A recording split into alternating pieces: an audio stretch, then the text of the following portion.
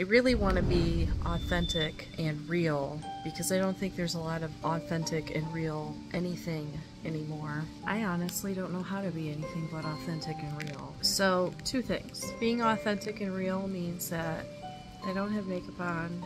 Sometimes I haven't showered. House is a mess. And really thought hard about this because I thought somebody was going to be like, man, that bitch is a slob. I'm sure somebody will say that. Somebody will think that. But that's not how my life ever was. Like, my house was always neat and tidy. And since I've been going through this, my house is an utter disaster. Well, I don't want to say an utter disaster. It's not like hoarder status or anything. It's just, I have dog toys everywhere. I have clothes that I don't put away. There's dust. Sometimes I don't do the dishes for a couple of days, and it's okay because I have never known what self-care was, and self-care to me was really a foreign thing. You know, I'm rewiring and reprocessing my brain, and it takes a lot out of you. I'm dealing with PTSD and healing that. My therapist told me a while ago, you know, when we all started this, make sure I practice self-care. And what I realized was I've lived in survival mode my entire life. I don't really know what self-care was, and growing up, that always meant like going shopping and buying something. And I realize now that that's not what that means. But self-care is such a foreign topic to me. It really was a struggle for me. So, you know, my therapist said, some days the most you will be able to do is get out of bed, and that's okay. And she's absolutely right. So I am learning. I'm not saying I've learned because I'm still working on this. I am learning to not beat myself up if there's, you know, a huge stack of laundry that either needs to be put away or washed, or both. I'm not beating myself up if I didn't do the dishes or sweep the floor, or there's putting the dog's toys away every night or whatever. I live alone and I'm doing a lot of work on myself. And like I said, it was hard for me to want to record this with a messy house and all of these things because I know that people will pass judgment on me. And part of healing is realizing that we are all on our own journeys, and if somebody wants to judge me because I'm recording in my house that used to be, you know, never anything out of place and now it's kind of erupted, that's on them. It's not on me because I'm okay with it. I'm working on me and what's in here. So love me or hate me, it is what it is, and I don't really care because I'm on my own journey, and so are you. That being said, I want to get both of these videos out tomorrow and work on some more because it's my goal to be pretty deep into the story this month. I think this is going to be my only project. I'm not going to work on my other job, and I'll get into why. So I'm excited. I'm going to go to bed and work on some edits tomorrow and getting those videos out and beginning my story to tell it. And oh, that was the other thing. So I want to be completely transparent, and it's hard to be transparent when I'm blurring my face, right? Because it's kind of like an oxymoron. Oh, you want to be so transparent, but yet you don't want to show your identity.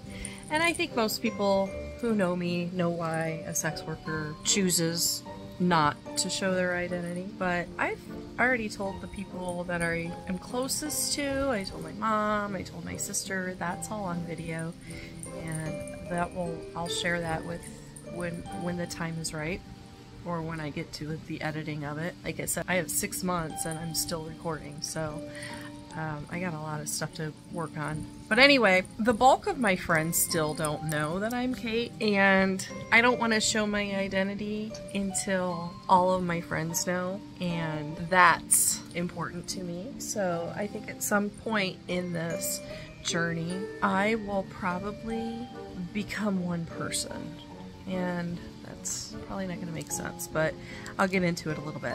When I was in therapy, I know that I have this recorded, this conversation with my therapist, but one of the things that people with PTSD do is PTSD is marked by feelings of distress, anxiety, and reliving the traumatic event.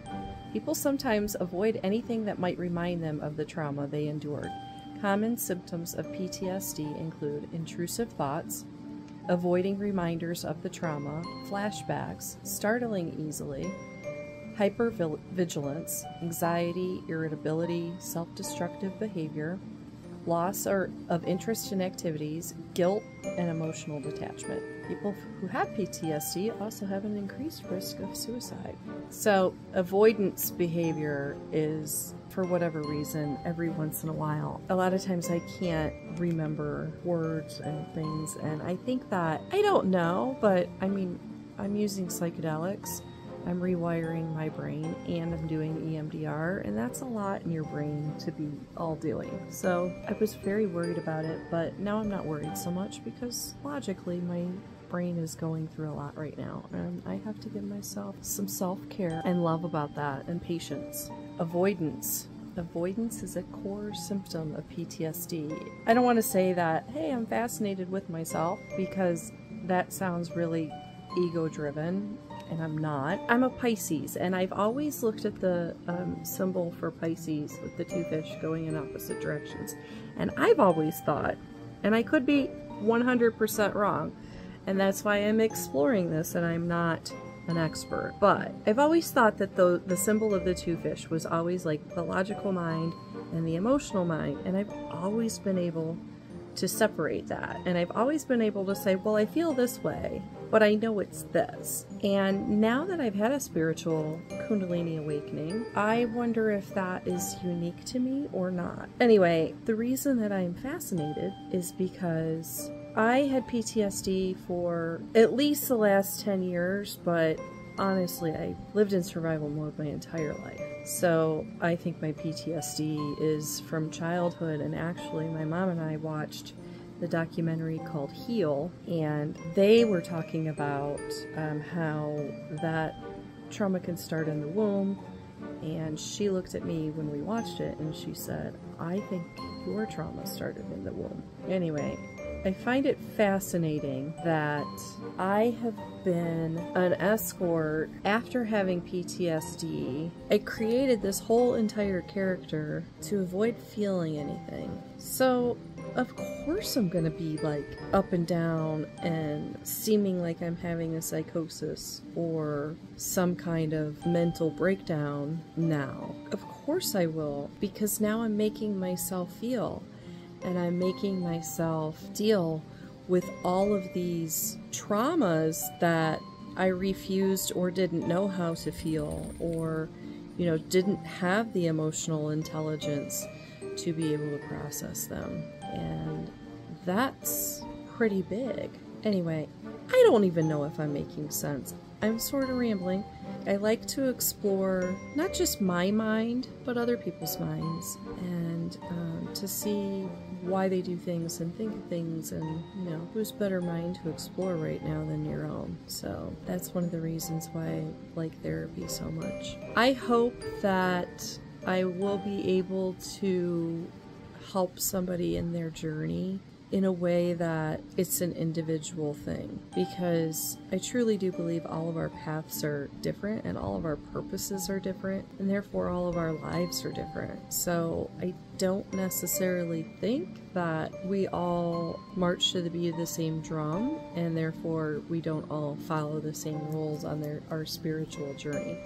Now, I don't know, I could be wrong, but that's what I think right now. So I'm going to explore as much as I can and learn as much as I can, and the things I say today may be different than the things I say a month from now, a week from now, a day from now, who knows. But I hope that the things that I bring up in this series make you think, because if you think that living in this matrix is all there is to life, you're missing it.